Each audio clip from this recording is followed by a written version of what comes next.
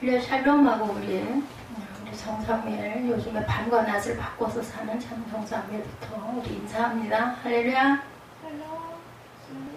샬롬 샬롬 샬롬 샬롬 샬롬. 하나님 사랑합니다. 여러분 저하나 사랑합니다. 하나님에 위해서 다 보시죠. 뒤에 써져 있죠. 코람데오 하나님께서 보고 계십니다. 예, 아주 쉬운 질문이면서도 좀 어떻게 보면은 조금 난해하다고 해야 되나요? 광범위하다고 해야 되나요? 여러분들 행복이란 무엇일까요? 어디 뭐 그 전에 그런 가사가 있었던 것 같은데 행복이 무엇인지 알 수는 없잖아요. 생각이 납니다.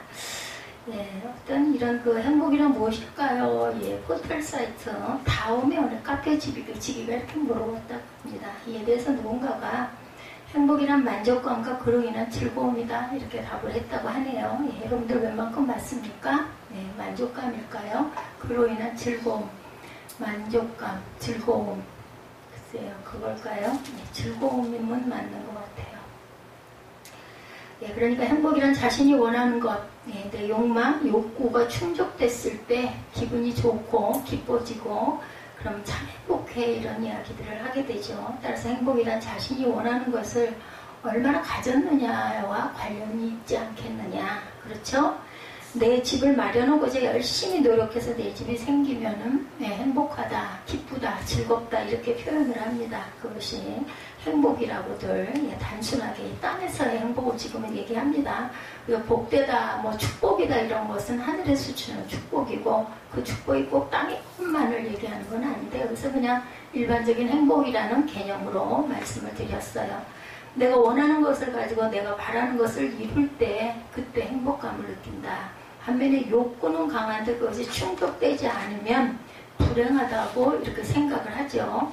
누군가는 행복이란 두둑한 은행계좌, 좋은 요리사, 뛰어난 소화력이다 라고도 대답을 했다고 합니다. 돈 많고 배부르고 건강한 것이 행복이라고 말하면서 결국 이것이 현대인들이 바라는 행복은 아닐까. 원하는 것을 가진다고 다 행복할까요, 여러분들? 어떠세요? 돈이 많으면 행복할까요?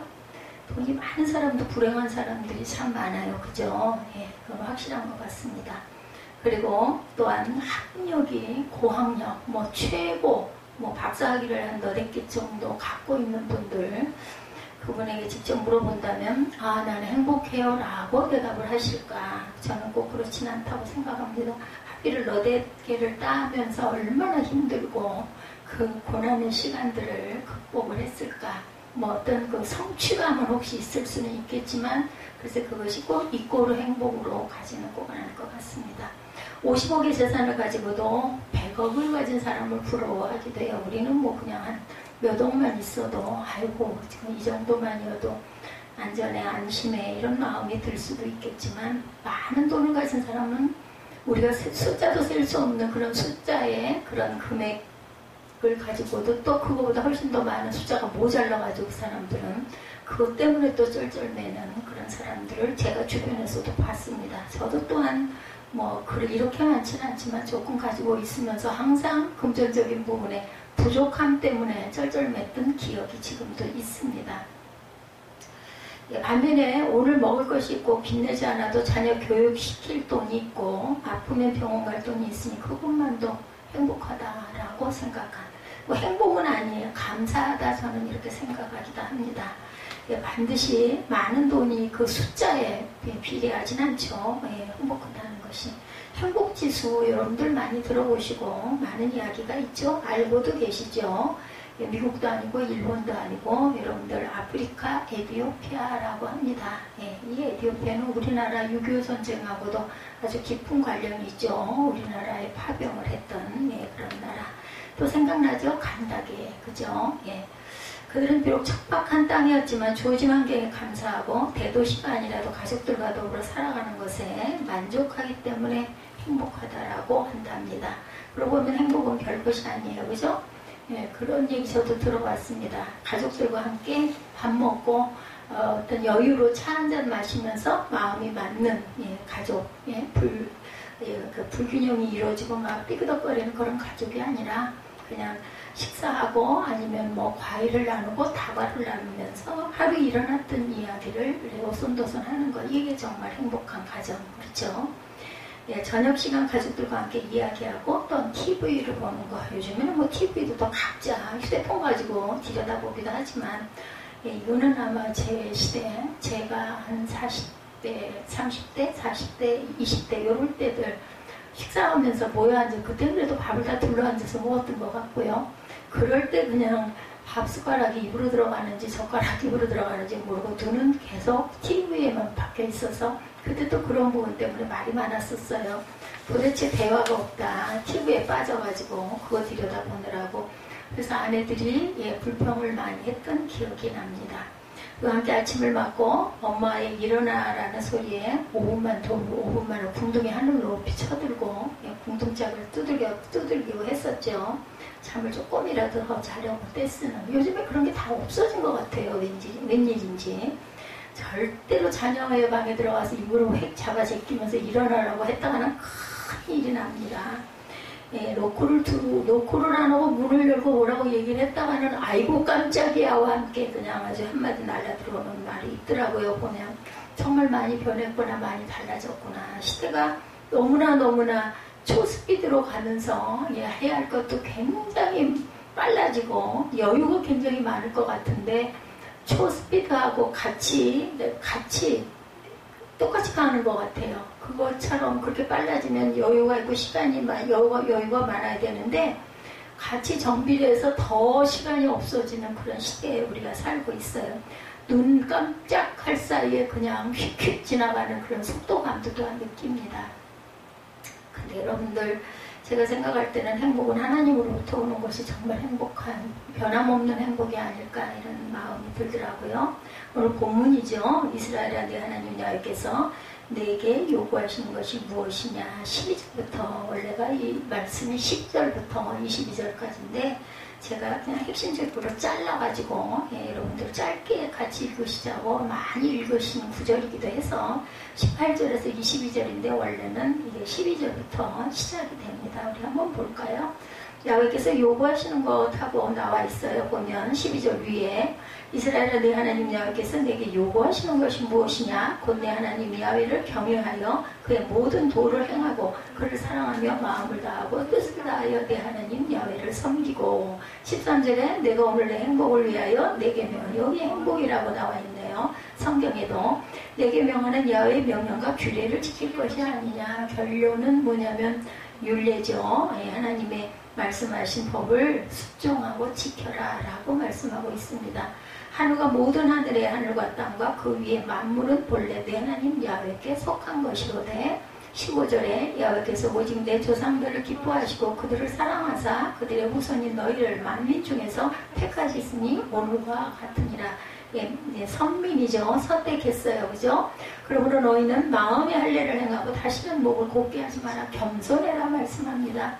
17절에 너희 하나님 야훼는 신 가운데 신이시며 주 가운데 주시고 크고 능하시며 두려우신 하나님이시라. 사람을 외모로 보지 아니하시고 뇌물을 받지 아니하시고 고아와 과부를 위하여 정의를 행하시며 나그네를 사랑하여 그에게 떡과 옷을 주시나니. 19절입니다.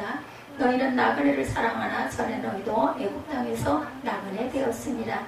내 하나님 야훼를 경외하여 그를 섬기며 그에게 의지하고 그 이름으로 맹세하라. 그는 내 찬송이시여 내 하나님이시라. 내 눈으로 본 이같이 크고 두려운 일을 너를 위하여 행하셨느니라.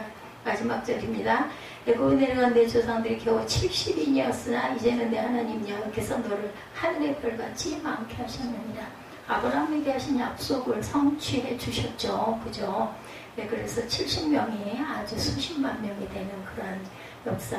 그래서 애굽에서 아주 이 이스라엘 민족을 멸해야 되겠다라는 생각을 할 정도로 종족이 엄청나게 번성된 그러한 그 내용 여러분들이 아마 아실 겁니다. 네, 이렇게 하나님께서는 우리하고 약속을 하시면 절대로 그 약속을 변개치 아니하시는 하나님이라는 거죠. 이렇게 말씀을 하고 계세요. 하나님으로부터 오는 그러한 그 행복, 오늘 본문에도 나와 있듯이 바로 이것이 행복이 아니냐. 부모가 자식에게 요구하는 것이 있듯이 하나님께서 그의 자녀된 백성들에게 무엇을 요구하신다는 것은 지극히 당연한 일입니다. 그러면 부모가 자식에게 요구하는 것은 과연 무엇일까? 자식 잘 되는 것을 바래요. 그죠? 그런데 요즘에는 글쎄 부모님들의 그 말을 잘 듣는 아이들도 많겠죠, 물론. 근데 제 주변에서 보면 제 아들을 비롯해서 어떻게 그냥 부모들이 하는 말을 그냥 넘어가요. 아이들 그 용어로 그냥 쌩깐다 그러죠. 그리고 그냥 두 번 다시 말 세 번만 했다가는 그냥 대답도 안 하고 대꾸도 안 하고 등 돌리죠. 시끄럽다 그럽니다. 신앙생활을 잘해라, 교회나 예배를 소홀히 하지 말아라 하는 것은 그렇게 해야 그들의 영혼이 잘 되고 하나님이 주시는 복을 이룰 수 있기 때문이에요. 공부를 열심히 해라 하는 것은 그렇게 해야 그들이 가는 길이 높고 좋은 길이 되기 때문에. 근데 딱 돌아오는 소리가 그거더라고요. 하기 싫은 걸 어떻게 해. 대답이 이렇게 아주 정확하게 핵심을 찔러서 하기 싫은 걸 어떻게 해. 그거 지금 하라고 그럴 때 좀 잘하지. 너는 내 말을 안 듣고 꾀를 부린 게 문제였어. 그랬더니 하기 싫은 걸 어떻게 해. 그쵸? 하기 싫은 걸. 근데 저희들 어렸을 때부터 공부가 하기 좋아서 하는 사람은 없었던 것 같습니다. 근데 뭐 특별히 정말 공부에 도 같은 그런 학생들은 공부 막 너무 좋아서 하는 사람도 있긴 있겠지만 대부분의 한 반에 요즘에는 한 반에 인원이 20명, 18명, 23명 그러지만 제가 학교를 다닐 때만 해도 58명, 60명 그랬으니까요. 60명 중에서 물어보면 공부 1등 하는 친구도 공부가 좋아서 한다는 친구는 없었던 걸로 기억을 합니다.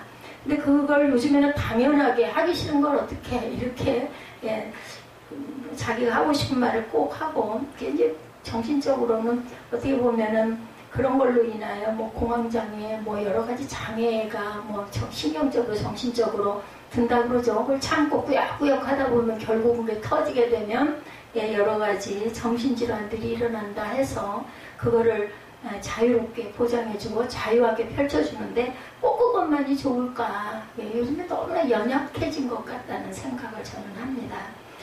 친구를 가려서 사귀고 좋은 배필을 만나라는 이유는 그것이 평생의 행복을 결정하기 때문에 부모님들이 상당히 이런 부분을 강조를 했던 기억이 있어요. 근데 왜 요즘에 그렇습니까?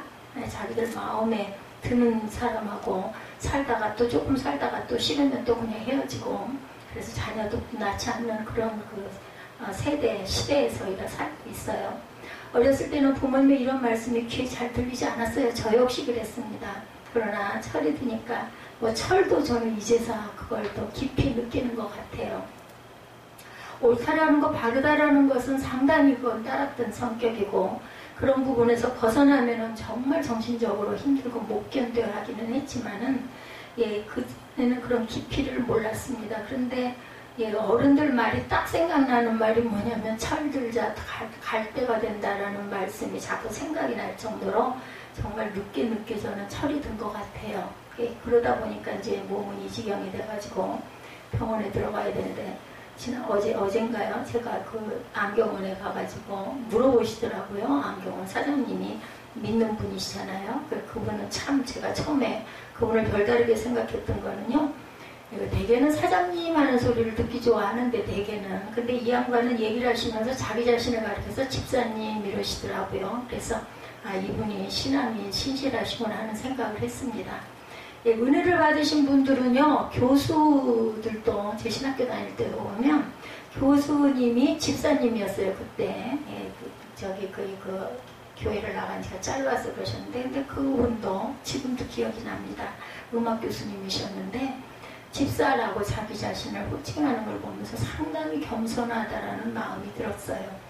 집사하면 그냥 보통 서리 집사들이잖아요. 옛날에 우리 성경에 사도행전에 나온 집사님들은 대단한 분들이시지만 우리 지금 이 시대의 일반적인 집사님들은 정말 너무너무 많으신 그냥 교회 나가가지고 조금만 계시다 보면 집사님이 되죠. 한 1, 2년만 계시다 보면.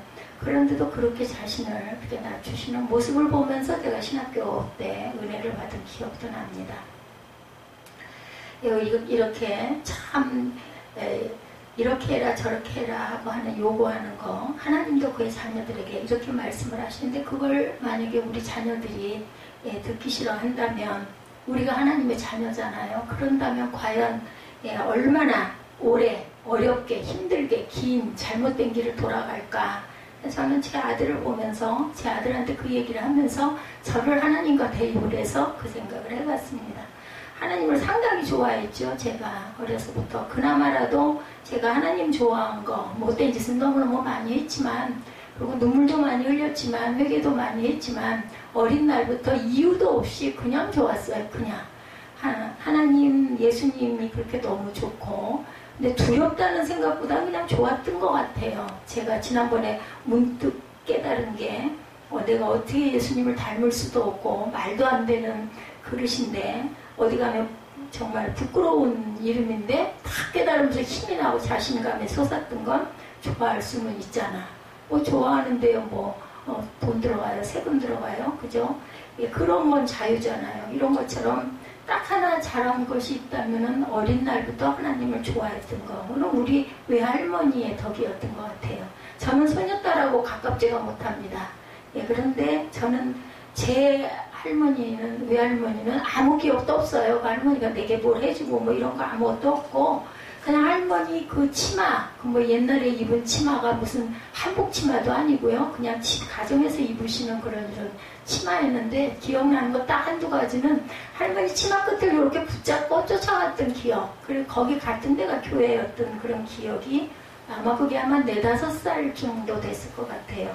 그렇게 하고는 그 이유는 그 할머니의 기억은 없는데 그렇게 해서 교회를 가게 된 게 그게 그때부터 하나님을 좋아하게 되고 은혜를 받게 되고 7-8살에도 부흥의 그 아는 언니 나이가 저보다 한 10년쯤 위인 언니를 따라가면은 밤에 부흥회를 많이 했어요. 거길 가면은 그냥 앉아가지고 왜 울었는지 몰라. 기억 안 나요. 근데 그렇게 막 눈물을 그렇게 줄줄 흘렸던 그 기억이 납니다. 그때 하나님이 보시지 않았을까. 그리고 오늘도 아시겠죠. 하나님은 다 아시니까. 그거 하나 딱 있어서 은혜를 받고 그래서 제가 이렇게 살아있을 수 있는 그 생명을 주신 거죠. 안 그랬으면 만약에 하나님께 그런 은혜를 안 받았으면 제가 지금 살아있지 않을 것 같아요. 제 생각엔 그렇습니다. 신앙이 성숙하지 않으면 하나님이 요구하시는 것이 귀에 들어오지 않아요. 근데 그거 있어요.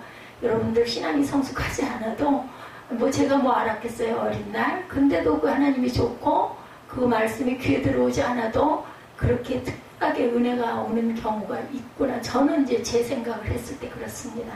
말씀을 뭘 알았겠어요. 아무것도 몰랐는데도 그냥 교회가 좋았고 그 시대에 태어나서 그런지도 모르죠. 그때는 지금처럼 이렇게 놀이할 수 있는 놀이방, 노래방 이런 게 하나도 없었으니까 무조건 토요일날 미식도 예배드리고 찬양하고 하면 그냥 그 마룻바닥이죠. 거기 꿇어 앉아가지고 커다란 그 습자지에 쓴 노래 곡이 어딨어요. 그냥 가사 써놓은 그거 이렇게 넘기면서 풍금 그거 유일한 풍금 그거 가지고 찬송하고 했던 게 그렇게 거기가 그렇게 좋았고 거기를 쫓아다녔던 그런 기억이 납니다. 하나님이 요구하시는 것이 귀에 들어오지 않고 자신이 없고 이루고 싶은 것만 생각하고 요구하기 때문인데 이러지 않아도 그냥 무조건 좋은 건 어쩔 수가 없는 거예요. 우리 그 찬양 전에 가끔 했죠. 요즘엔 잘 안 하는데 예수님이 좋은 걸 어떡합니까? 근데 저는 그 찬양을 그렇게 열심히 부르면서도 거기 굉장히 신나죠. 부르면서도 그걸 몰랐는데 어느 날 혼자 문득 깨닫는 건 좋아할 수는 있잖아. 하나님을 예수님을 닮은 거는 정말 부끄러워서 명함도 못 내밀 정도인 내 모습이지만 그냥 좋을 수는 있잖아는 생각이 제게 탁 들어오니까 답이 되더라고요. 그게. 그래서 참 입술로 그렇게 찬양을 하면서도 그냥 찬양을 했는데 이 마음이 되니까 정말 기쁘다. 그러니까 내가 주체가 되어서 그랬을까요? 여러분도 한번 해보시기 바랍니다. 그래서 우리가 묵상, 생각한다라는 거 조용한 시간 굉장히 중요한 것 같습니다. 철없는 자식이 부모에게 바라기만 하는 것과 똑같은 거죠. 요구만 해. 요즘 시대에 그 아이들은 보면은, 그죠?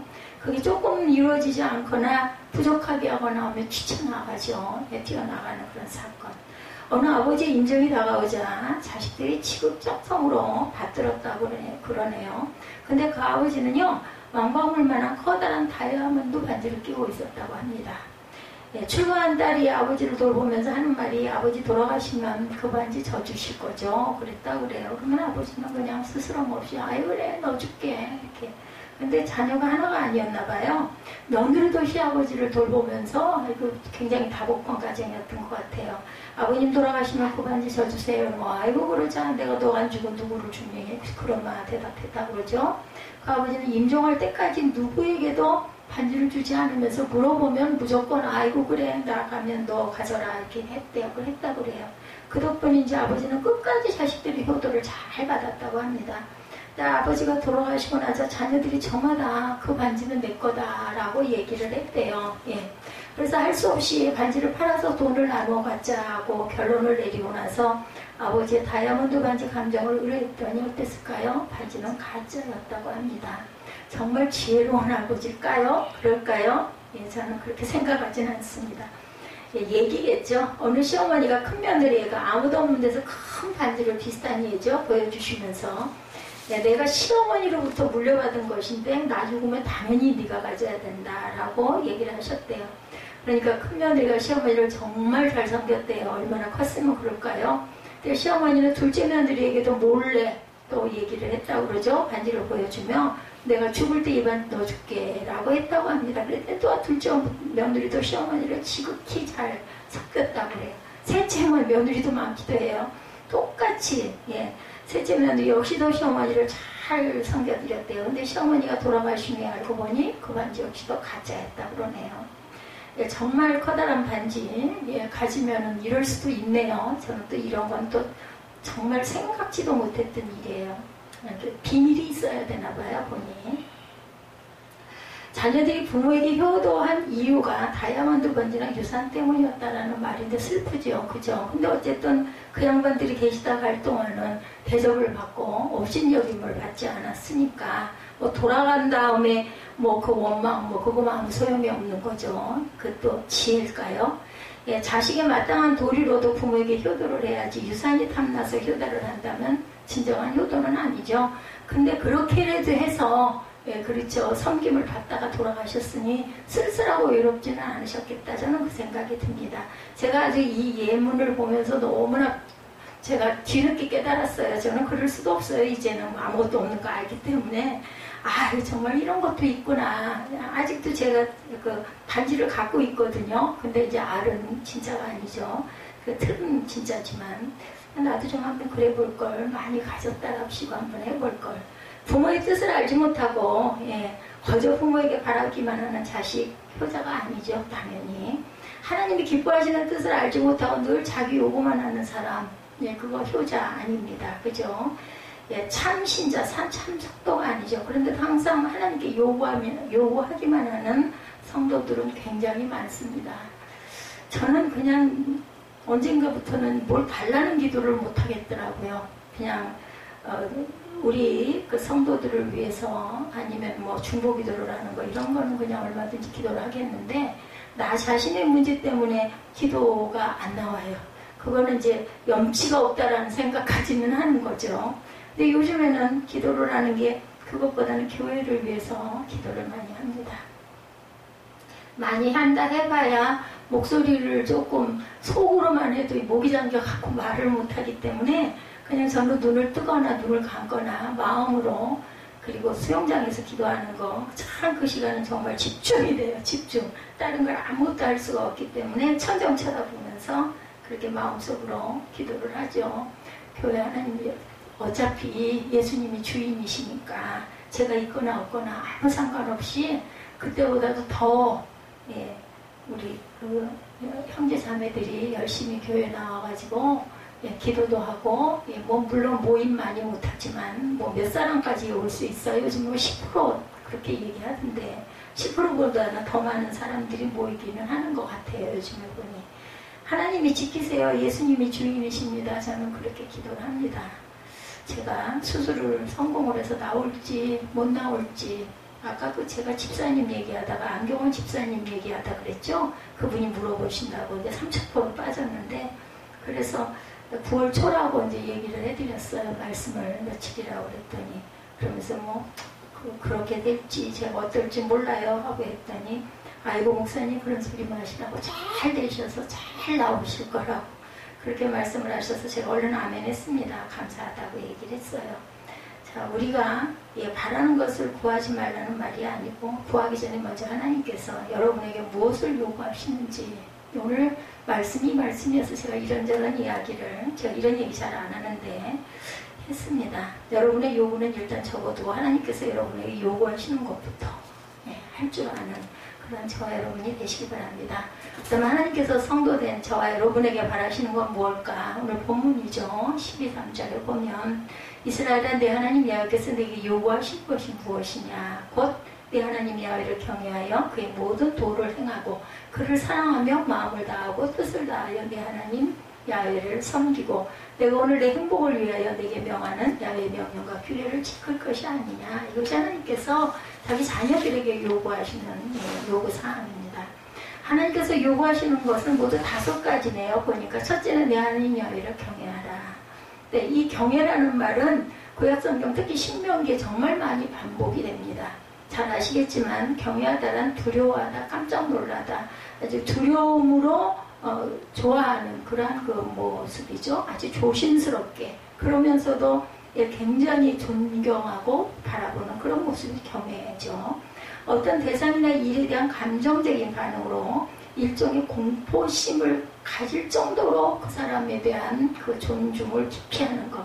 따라서 하나님을 경외하라는 말은 문자적으로 하나님을 겁내면서 살라는 뜻이 되는데 그것과는 조금 다르죠. 성경이 성도들에게 하나님을 경외하라고 말할 때 그 뜻은 하나님께 대한 존경심, 존중심 이런 마음이 억지로가 아니라 마음에서 그냥 우러나오는 거. 아까 제가 저를 예를 들어 말을 했는데 하나님을 뭘 알아요? 아무것도 모르죠. 네, 그런데도 그냥 저는 그런 마음이 들어서 교회만 들어가면은 저는 고개를 숙이고 다녔지 목사님 앞에서나 전도사님 앞에서 고개를 반드시 들고 다니질 않았어요. 어린 날 교회를 가면 누가 가르쳐준 것도 아닌데 이게 바로 경외하는 마음이 아닐까.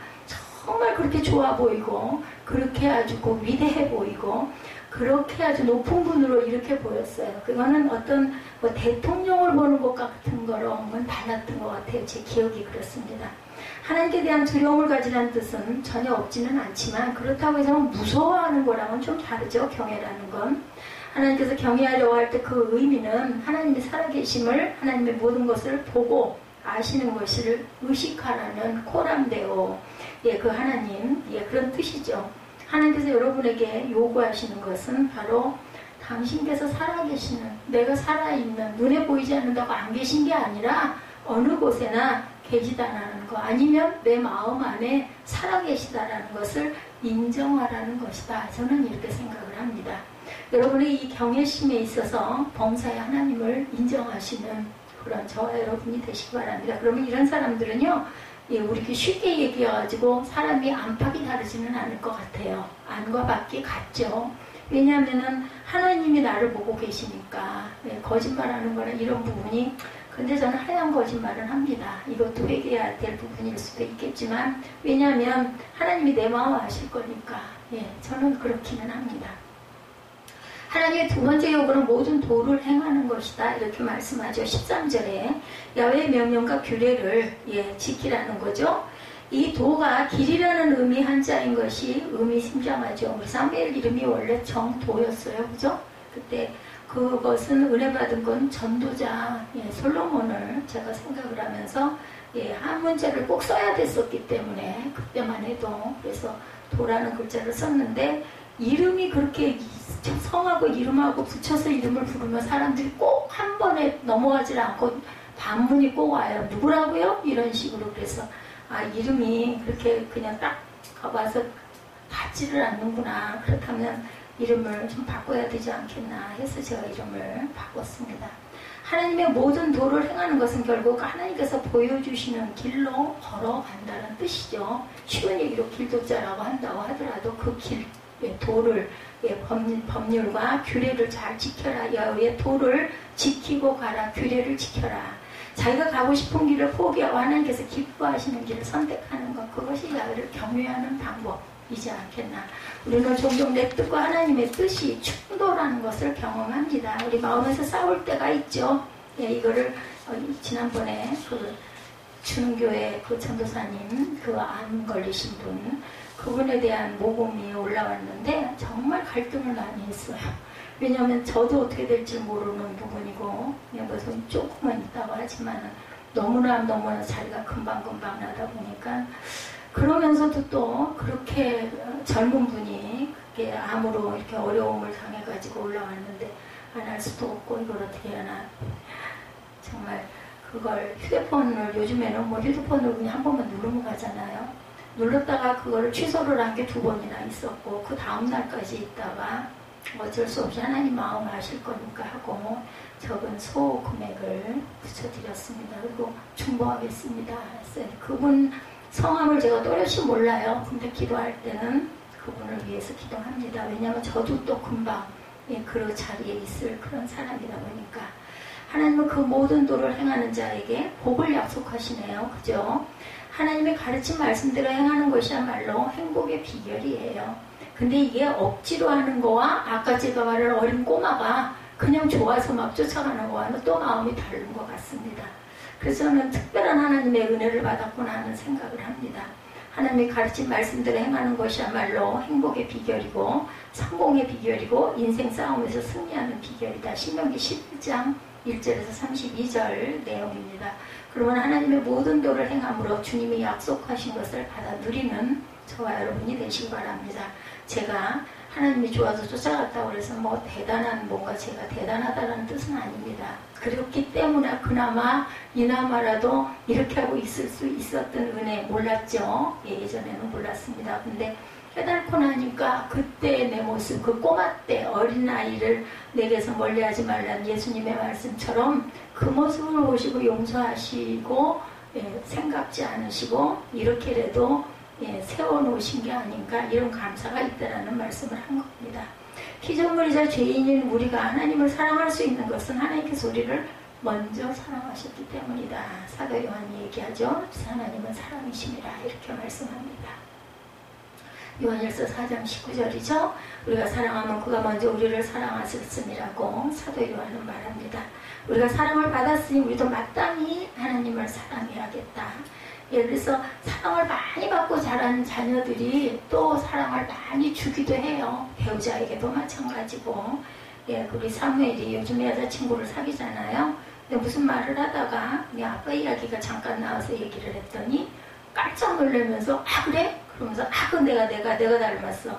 그래서 이 녀석이 엄청 여자친구한테 잘하는구나 하는 생각을 했습니다. 어린 날 참 사랑을 많이 받았거든요. 그러다 보니까 엄청 챙긴다고 그러더라고요. 뭐 일일이 그냥 아마 다 해주는 것 같아요. 그래서 한편으로는 대견하다 싶기도 하면서도 또 좀 쓸쓸한 생각이 들고 근데 저 녀석이 엄마한테는 어쩜 그럴까 하는 생각도 들고 지금 없으니까 얘기지만 피조물이 자기를 지으신 창조주를 사랑한다는 것, 사랑을 입은 자가 자기를 사랑해 주신 이를 사랑하는 것, 구원받은 자가 구주를 사랑하는 것은 정말 지극히 당연한 거예요.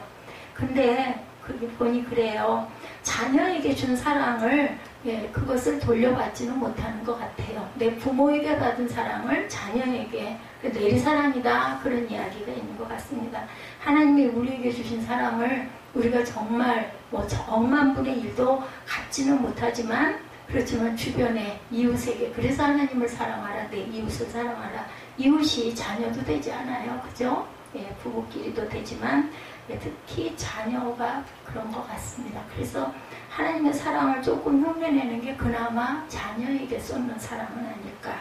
우리가 하나님을 사랑할 수 있는 것은 하나님께서 우리에게 사랑을 요구하시기 때문에 사랑하는 건데 하나님께서 우리의 사랑을 원하시는 이 말씀이 너무나 놀랍죠. 하나님 우리처럼 사랑이 부족해서도 절대가 아닌데 아니면 나이가 든 노인들처럼 외로워서도 분명히 아닌데 하나님은 그거를 원하세요. 그게 안 되면 내 이웃이라도 사랑하라고 말씀을 하는 거죠. 그래서 하나님을 사랑해라 내 이웃을 사랑해라 예수님을 그렇게 말씀을 하십니다.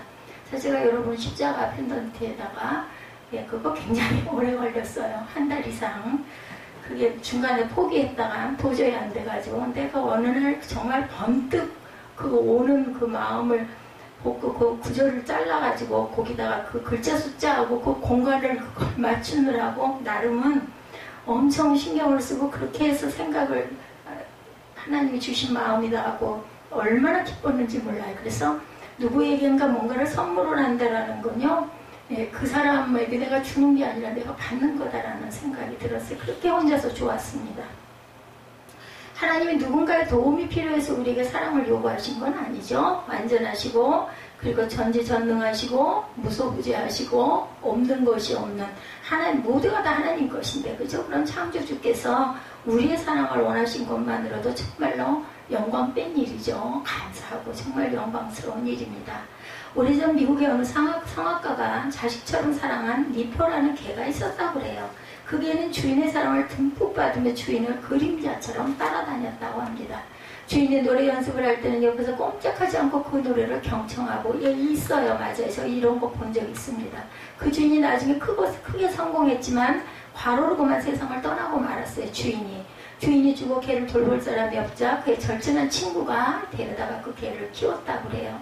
그렇지만 그 개는 늘 주인을 그리워했다고 합니다. 개가 그렇게 주인에게 충실하고 따랐기 때문에 아마 그 친구분이 그 개를 데려다가 기르지 않았을까 싶어요. 그러던 어느 날, 예전에는 뭐라 그러죠? 지금 우리 전축이라고 하는 축기라고 해서 축운기. 그 앞에서 귀를 쫑긋거리며 축운기 속에서 자신을 사랑해 주던 주인이 나오기를 애타게 기다리더랍니다. 보고 싶었던 주인의 노랫소리 때문에 그걸 보면서 그 주인공이 그 속에서 나오지 않을까 하고 기대를 하고 쳐다봤다라는 거죠. 본인이 그러더랍니다. 그 모습을 보던 친구는 그림으로 그 장면을 그렸다고 그래요. 그리고 빅터 레코드라는 대형 레코드사가 이 축구기 앞에 있는 개의 모습으로 자기 회사 로고를 삼았다고 합니다. 신앙생활은 하나님을 사랑하느냐 아니냐에 따라서 판가름이 되죠. 하나님을 사랑하는 사람은 하나님의 마음을 압니다. 제가 아까 비유한 게 자녀의 마음에다 비유한 게 그래서 비유를 한 거예요. 절대로 자녀가 우리를 그런 마음으로 사랑하지는 못해요. 다만 우리가 자녀에게 베푸는 게 하나님이 우리에게 주시는 그 사랑의 수 천억 분의 1 정도는 부모가 자식을 사랑하는 마음, 그런 마음의 수천만 배 그 더 가는 그런 부분. 그래서 대개는 그래서 사랑하면은 하나님이 우리를 사랑하는 마음, 우리가 자녀를 사랑하는 마음, 그 같은 맥락으로 똑같은 그러한 그 아가페의 사랑은 못될 망정, 부모는 자식에게 바라는 게 있죠. 저도 가끔은 원망을 하기도 합니다. 어쩌면 녀석이 저렇게 마음을 몰라줄까 섭섭하기도 하고 상처를 받기도 하죠. 하나님을 사랑하는 사람은 형제를 사랑하게 됩니다. 하나님의 사랑을 받은 사람은 형제 자매를 귀하게 여기고 또한 자녀 사랑으로 이어집니다. 하나님의 말씀을 기쁨으로 듣게 되죠. 하나님을 사랑하는 사람은 즐겨 순종하고 즐겨 봉사하기도 합니다. 왜냐하면 받았기 때문에 사랑을 그만큼. 여러분은 참으로 하나님을 사랑하시니까 하나님 여러분에게 요구하시는 네 번째는 하나님을 섬기는 거예요. 마음을 다하고 뜻을 다하여 내 하나님 야훼를 섬기고 12절에 여기서 섬기다라는 문자적으로는 종으로서 주인을 위하여 봉사하다라는 그런 의미입니다. 그리고 종교적인 의미로 숭배하다, 경배하다라는 뜻을 갖고 있습니다. 따라서 하나님을 섬기라는 말은 종이 주인을 위해 수고하고 봉사하듯이 하나님의 백성들 역시 종으로서 하나님을 섬긴다라는 거예요. 근데 여러분 이 종이라는 말에 대해서 어떤 생각을 하고 계십니까? 요즘에는 목사들 다 종이라고 얘기를 하지만 예전에 그 상정과 주종관계 그런 관계로 생각은 안 하시죠. 백인들이 흑인들을 노예로 삼았던 시절이 있었어요. 그죠? 우리는 어떤 그 그림이나 영화에서 봤습니다. 그리고 실제로 저는 그런 노예를 본 적은 없지만 노예들은 살고 죽고 먹는 것, 자는 것, 입는 것, 일하는 것, 결혼하는 것, 자녀를 낳는 것, 그 아무것도 자기 마음대로 할 수가 없었다 그러죠. 물론 하나님께서 그 백성들에게 종 노예로 살라고 말씀하시지는 않았을 거예요. 그러나 이 말씀의 뜻은 오직 하나님만이 유일하게 섬김을 받아야 할 분이시기 때문에 성도는 그 하나님만을 섬겨야 된다. 섬김이죠. 그리고 하나님을 섬기되 마음을 다하고 성품을 다하고 힘을 다하고 뜻을 다하고 목숨을 다하여 섬겨야 된다. 마태복음 22장 37절 신명기에도 나오죠. 그렇지만 이 섬김의 의미 속에 하나님 앞에서 종보다 못한, 종보다 부끄러운 자신을 알아야 한다라는 뜻도 포함되어 있습니다. 섬김 속에는 그보다 더 낮은 그 뜻을 갖고 있다라는 거죠. 어디에 그게 있어요? 탕자가 아버지의 유산을 강탈하다시피 가지고 나갔다가 그것을 다 탐진한 후에 자신의 아버지의 유산을 욕심낸 것은 아버지의 인격과 생명과 사랑을 버린 행위라는 것, 아버지의 평생과 피와 땀과 생명과도 같은 재산을 날려버린 것이 얼마나 큰 죄인가를 깨닫고 집으로 돌아오면서 이제부터는 아들이 아니라 종으로 아버지를 섬길 것이다. 여기 그 원어적인 종의 뜻이 바로 그런 뜻을 갖고 있어요. 탕자와 같은 사람, 그러한 그 종, 종으로서의 아버지를 내가 섬겨야겠다라는 뜻이 그 뜻이 깊이 들어 있습니다. 하나님은 자녀라고 하시지만 지난 삶과 지금의 내 모습이 부끄러워 종으로 주님을 섬기는 것도 감사하게 여기는 것이 우리의 참 모습이다. 하나님의 자녀, 우리는 자녀된 도리를 갖고 있지만 정말 너무너무 감사해서 종처럼 우리가 하나님을 섬기고 살아가는 모습이 되어야 되겠다라는 마음이라는 거죠. 그래서 하나님을 섬기는 것, 하나님의 종으로 살아가는 것은 그 백성된 저와 여러분에게 당연한 일을 넘어서 도리어 감사한 일이 되어야 된다. 그 감사를 통해서 우리는 또한 어떤 아까 처음에 초두에 말씀드린 것처럼 행복감을 느낀다. 제가 그 어떤 십자가 목걸이를 완성하면서 너무나 혼자 기뻐서 막 몇 날 며칠을 너무 좋아하고 그것도 또한 나중에 다 보여주려고 얘기를 절대로 안 하고 그 휴가 기간이 일주일이 끼는 바람에 그만 한 번 나왔다 들어가는 바람에 그 인쇄체와 필기체가 잘못 쓰여가지고 그러는 바람에 그냥 보름 이상의 그 간격이 있는 동안 정말 그게 정말 보여주고 세상에 하나밖에 없는 목걸이가 된 거잖아요. 그죠? 그랬기 때문에 그러면서 저는 너무나 기뻤던 거죠. 창작품이 된 거예요. 순종입니다. 5번째 하나님의 명령과 규례를 지키는 것, 순종. 순종이라는 뜻은 시키는 대로 복종함, 하나님의 말씀을 듣고 준행함이라는 뜻을 갖고 있어요. 성도에게 순종이라는 단어는 뗄 수 없는 단어입니다. 순종해야 되죠. 겸손하게 더군다나. 여러분들 들어보셨을 거예요. 성경 번역 선교회라는 곳이 있습니다. 그들은 남미나 아프리카 등지의 소수 부족들이 모여 사는 곳에 가서 말은 있어도 글이 없는 그들을 위해 언어를 만들어준다고 해요. 여기에서. 성경 번역회, 번역 선교회. 그리고 그 언어를 가지고 성경을 번역한다고 합니다. 먼저 간 선교사가 마태복음을 번역하고 죽으면 누군가 그 뒤를 이어서 다시 그곳에 가서 마가복음을 번역하고 또 다른 사람이 누가복음, 요한복음, 사도행전들을 번역을 한다고 그래요. 그 나라에 글이 없는 나라에 그걸 만들어서 이 선교에 소속 어느 선교사님이 남미의 어떤 부족에게 가서 문자를 만들고 그것으로 성경을 번역하고 있었다고 해요. 그 부족의 언어에는 순종이라는 단어가 없었답니다. 그래서 순종을 도대체 어떻게 번역할 것인가 고심을 했다고 합니다. 그러다가 어느 날 그 마을에 어떤 아버지가 아들에게 심부름을 시키는 장면이 눈에 띄었어요. 그러니 이 사람들하고 의사소통이 그렇게 됐겠습니까? 글자도 없고 말도 못 알아듣는 데 가서 선교한다는 게 정말 쉽지 않을 것 같아요. 그래서 아주 고심을 하고 그걸 관찰하고 있는데 그 마을에 어떤 아버지가 아들에게 심부름을 시키는 장면이 눈에 딱 들어온 거예요. 그 일을 꼭 하라고 당부하면서 내 모든 마음으로라는 말을 반복하더라는 거예요. 내 모든 마음으로. 그리고 심부름을 가는 아들 뒤에서 아버지는 또 말합니다. 내 마음을 나누지 마. 그래서 순종이라는 단어 번역하기를 마음을 나누지 않고 모든 마음으로 따라가는 것이다. 이렇게 길게 번역을 했다 그래요. 멕시코에 사는 쿠이케텍 호민족과 채탈 호민족의 방언에는 믿는다라는 말과 순종한다는 말이 같다고 합니다. 믿는다, 순종한다. 그들에게 믿음과 순종은 서로 다른 것이 아니라는 거죠. 그들은 믿으면 당연히 순종하게 된다라는 것입니다. 깊은 의미가 있어요. 저는 이거를 긍정합니다. 믿으면 순종하게 되죠. 우리가 못 믿으면 그 사람 말 못 믿으면은 뭐 하자 그러면 그거 따라가요? 그 사람은 안 따라가죠. 믿으면 당연히 순종합니다.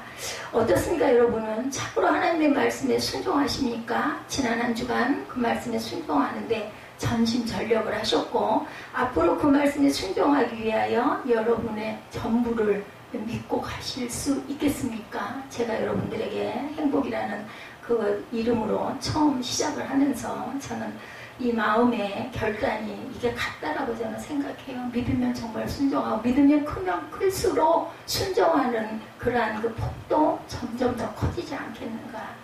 세 번째는 행복한 사람, 성도의 또 다른 이름이 되어야 한다라고 생각을 합니다. 행복은 어디서 오는가라는 책, 호주를 전 세계에서 가장 행복하게 만들려는 초대형 심리 프로젝트인 이 책에는 행복을 과학적 방법으로 접근하면서 행복해질 수 있는 8가지 방법을 알려주더랍니다. 그런데 성경은 그렇게 말하지 않아요. 오늘 보면 특히 12~3절에 보면 이스라엘의 내 하나님 야훼께서 내게 요구하는 것이 무엇이냐. 내 하나님 야훼를 경외하여 그의 모든 도를 행하고 그를 사랑하며 마음을 다하고 뜻을 다하여 내 하나님 야훼를 섬기고 내가 오늘 내 행복을 위하여 내게 명하는 야훼의 명령과 규례를 지킬 것이 아니냐. 하나님이 우리에게 요구하시는 것은요, 하나님 자신을 위해서가 아니라 우리의 행복을 위해서라는 것. 여러분들 동의하십니까? 네, 동의합니다. 그래서 제가 오늘 고아와 과부를 사랑하라 라는 제목, 내가 오늘 내 행복을 위하여가 아니라 그렇게 섬기고 사랑할 때 내게 기쁨이 가득해지는 그러한 그 마음이 하나님이 우리에게 가장 원하시는 마음이 아닐까. 하나님은 이기적인 분이라고 어떻게 보면은 오늘 내 행복을 위하여 이 말씀 없이 하나님께서 요구만 하셨다면 그렇겠지만, 하나님께서 여러분에게 나를 경외해라, 나의 도를 행해라, 나를 사랑하라, 나를 섬겨라, 나의 말씀을 지켜라 하고 요구하시는 것은 자신 때문이 아니라 저와 여러분 때문에 여러분의 행복을 위해서라는 것을 잊지 마시기 바랍니다. 그래서 신명기 10장 하반절이죠. 이러하기 때문에 18절부터 22절까지 너희는 나그네를 사랑하라. 전에 너희도 애국 땅에서 나그네 되었습니다. 내 하나님 야훼를 경외하여 그를 섬기며 그에게 의지하고 그의 이름으로 맹세하라. 그는 내 찬송이시오 내 하나님이시라. 내 눈으로 본 이같이 크고 두려운 일을 너를 위하여 행하셨느니라. 애굽에 내려온 내 조상들이 겨우 70인이었으나 이제는 내 하나님 야훼께서 너를 하늘의 별같이 많게 하셨느니라. 이 약속을 지키시는 하나님, 하나님께서 하나님을 섬기기를 바라고 하나님을 사랑하기를 바라고 이 율례와 규례를 그것을 지키고 행하기를 원하는 것은 하나님이 그것을 받아서 좋으신 게 아니라 우리가 행복감을, 복을 느끼고 깨닫고 복되게 살라고 그런 말씀을 하셨다라는 것을 잊지 마시고, 그렇다면은 정말 얼마나 기가 막힌 꿀팁이에요. 그런 얘기 많이 하죠. 우리 사무엘이 그 얘기를 많이 써서 제가 웃었어요. 요즘에 제가 그 사이트에 올리는 거를 지금 유튜브에서 올리는 걸 배우고 있거든요. 일주일에 한 번씩. 그러면서 한 가지씩 알려주면서 이거는 꿀팁인데 이거는 특별히 알려주는 거야 하면서 아주 의시되면서, 걔는 속도가 엄청 빠르잖아요. 걔가 오면 저는 쳐다보고 있어도 뭘 어떻게 했는지 모를 정도로 빨라요. 그러니까는 탁 하고는요, 자기는 다 버티고 있으면 날 보고 하라는 거죠. 저는 막 더듬더듬 하면서 하나씩 하잖아요. 그러면 또 거기 가면 안 된다고 그랬지, 혼나? 그렇게 하면 막 이래가면서 의시딱딱거리면서 합니다. 저는 초등학교 유치원 학생처럼 하나하나 하면서 또 잊어버리면 아이고 내가 또 깜빡 까먹었다 하면서 제가 배우고 있어요. 꿀팁을 하나님께서 주셨다. 여러분들이 12절부터 그 17절까지의 내용을 잘 지키고 가면 12~3절 그 말씀처럼 그렇게 할 때는 하나님께서 하나님을 경외하고 그를 섬기고 그에게 의지하고 그의 이름으로 맹세하고 가다 보면 하나님께서 우리에게 찬송이 되시고 또한 기쁨이 되시고 나는 내 하나님에 대해서 너의 모든 필요를 내가 채워주시겠다라고 약속하신다라는 걸 잊지 마시고, 행복하시기를 원한다면 하나님이 말씀하시는 법도와 규례와 모든 규칙을 잘 지켜 행하고 믿음으로 순종하시는 새생명 세리교회 성도님들 되시기를 주님의 이름으로 축복합니다.